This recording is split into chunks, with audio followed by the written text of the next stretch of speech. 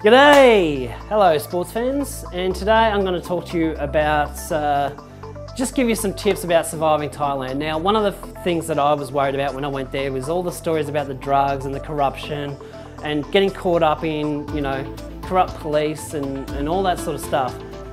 I assure you there is nothing to really worry about. This is the number one thing, if I can give you any sort of advice at all, it's the number one thing to do when you get into trouble. Any country, I don't care if it's Thailand or whatever.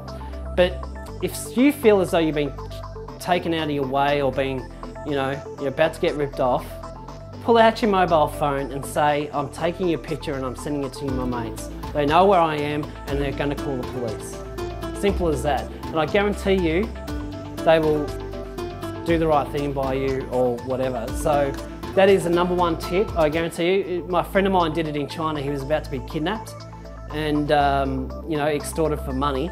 And he said, right, I'm recording this and it's being streamed live to my mate who's calling the police now.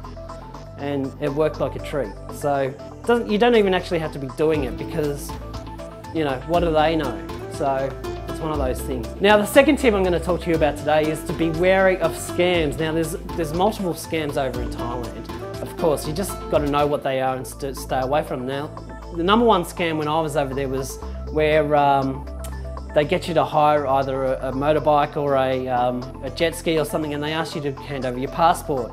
Now, this is all fine, everything seems fine. You pay your money to go hire this jet ski or motorbike, whatever. However, when you bring it back, the guy says, hang on, you've damaged my equipment. Now, by Thailand law, you are obligated to pay the full price for that damage that you've done to that thing. Now, however, you probably feel as though you have done nothing to it.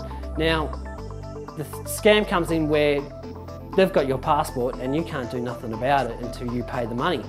Now, a negotiation happens, and this is true of what they do over there. They gang up, and if you don't pay, you'd be lucky to survive it. So it's best to stay away from that sort of thing. And of course, my third and number one tip is don't buy the water from the hotel. You get 2 bottles a day usually from any hotel, but it is so expensive. Buy your drinks outside. Like, I don't care, don't raid the minibar because it costs you a fortune at the end of the trip. Buy a big bottle of whatever you're drinking, Kahlua, Malibu, whatever, bring it up to the hotel room, and whenever you want to drink, you can just go pour it. It only costs you pennies on the dollar compared to what it costs back home, and you're not paying these absurd prices like $6 per drink. So there are my few survival tips for surviving Thailand, and hopefully you'll have a great time.